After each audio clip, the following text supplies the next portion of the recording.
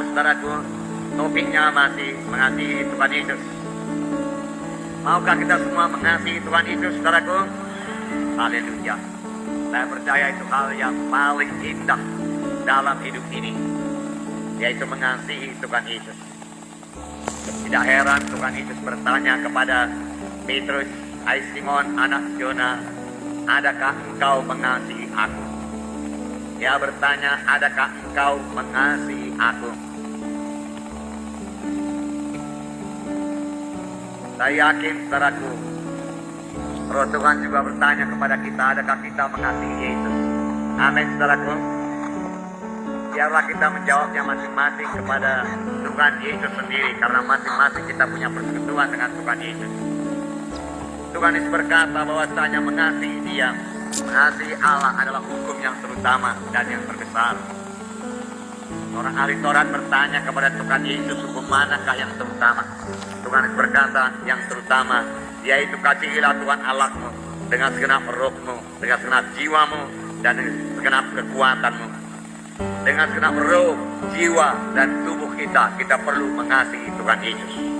Dan hukum yang kedua yaitu mengasihi sesama manusia seperti diri kita sendiri.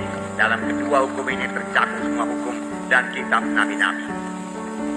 Saudaraku, kalau Tuhan bertanya kepada kita ini, saudara, adakah engkau mengasihi aku? Barangkali, saudaraku, dengan mudah saja kita menjawab, aku mengasihi engkau, Tuhan Yesus. Barangkali menurut pendapat kita dengan jujur juga kita mengatakan demikian, aku mengasihi engkau, Tuhan Yesus. Aku memang mengasihi engkau. Kalau memang kita betul-betul mengasihi Tuhan Yesus, kita selalu ingat akan Tuhan Yesus, kita selalu memikirkan tentang Tuhan Yesus. Kita pertama-tama rindu mengenal Tuhan Yesus, mengetahui tentang Tuhan Yesus. Kita rindu mengetahui tentang Tuhan Yesus. Dan pengenalan kita akan Tuhan Yesus bertambah-tambah. Amin, saudara. Selalu ingat Tuhan Yesus, saudara. Banyak anak Tuhan tidak memikirkan tentang Yesus.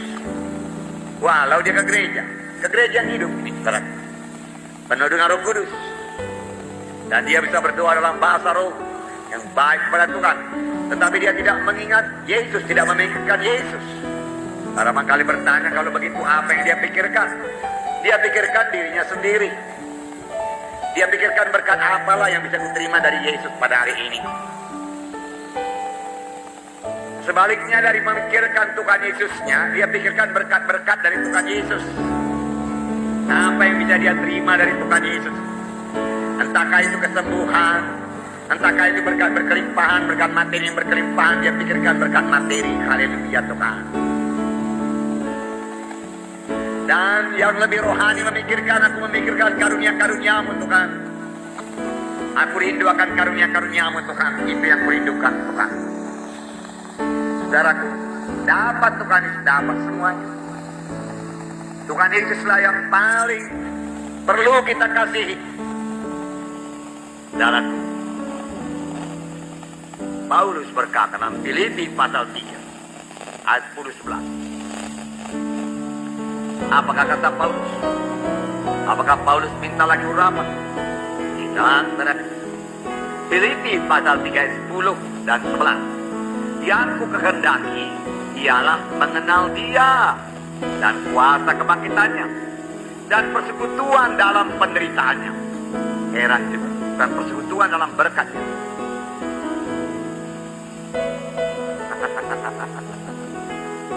Persekutuan dalam penderitaan. Beri aku juga penderitaan Tuhan. Penderitaan itu banyak gunanya. Amin, saudara. Penderitaan itu membentuk kita, saudaraku, yang menjadi seperti Yesus. Penderitaan itu membangkitkan doa kita kepada Tuhan sungguh-sungguh. Jadi Paulus berkata, beri aku mendapat bahagian dalam penderitaannya, di mana aku menjadi serupa dengan Dia. Saudara, kalau Yesus, saudaraku, mengangkat salib, kita pun harus mengangkat salib kalau kita mau seperti Yesus. Amin, saudara. Tidak mungkin jadi orang Kristen gak ada salib. Tidak mungkin. Harus ada salib. Apakah itu salib? Kalau kehendak ini. Bukan kehendakku. Supaya kehendakmu jadi Tuhan. Kalau kehendak daging ini mau apa? Mau senang-senang terus, senang-senang. Nah, saudara kekasih dalam nama Yesus. Untuk ini memang perlu menyangkal diri. Tubuh lemah, roh berkehendak, tapi tubuh lemah. Dan firman Tuhan berkata dalam Matius 16 ayat 24. Sudah saudara baca ini selalu. Saya membacakannya lagi kepada saudara. Matius 16 ayat 24. Sini dikatakan, lalu Yesus berkata kepada murid-muridnya, setiap orang yang mau mengikut aku, dia harus menyangkal dirinya, memikul salibnya, dan mengikut aku. Sangkal diri, tanpa penyangkalan diri. Mau kesenangan daging ini dituruti, maut. Karena kehendak daging yaitu maut, firman Tuhan berkata. Sangkal diri, amin saudaraku. Kalau diikuti kesenangan daging ini, maut. Maut. Nah, saudara kekasih dalam nama Yesus, berjalan dalam kehendak daging bawa kepada maut. Galatia 5 ayat 24. Galatia pasal 5 ayat 24. Saya bacakan pada saudara. 5:24. Barang siapa menjadi milik Kristus Yesus, ia telah menyalibkan daging dengan segala hawa nafsu dan keinginannya. Ia telah menyalibkan kehendak dagingnya, ia telah menyalibkan nafsunya dan keinginannya, menjadi keinginan Roh Kudus, menjadi keinginan Yesus dalam dia. Amin. Itulah dia hidup yang kekal. Nah saudaraku, itulah dia mengasihi Yesus.